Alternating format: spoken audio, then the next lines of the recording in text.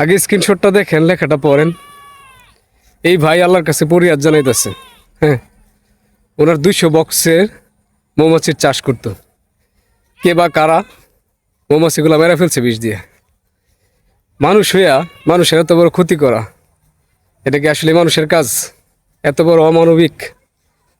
প্রায় শোনা যায় পুকুরে বিষ দিয়া মাছ মেরে ফেলছে, তারপরে মুরগির খামার মুরগি মেরে ফেলছে, তারপরে ওই পেঁপে বাগান পেঁপে গাছ সব খাইতে ফেলছে, সবজি ক্ষেত নষ্ট করে ফেলছে।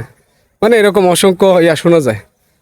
একজন মানুষ আরেকজন মানুষের এইভাবে ক্ষতি করা, রিজিক নষ্ট করে দেওয়া, এটা আসলে কি মানুষের কাজ? আপনারা একটু মন্তব্যটা করেন। আমি আল্লাহর কাছে দোয়া করি, এই ভাইয়ের দোয়া আল্লাহ কবুল করুক, যেন যে বা যারা এই ক্ষতিটা করছে তাদেরকে আল্লাহ হেদায়েত দান করুক, নয়তো ধ্বংস করে দিক। এগুলা মানুষের কাজ না।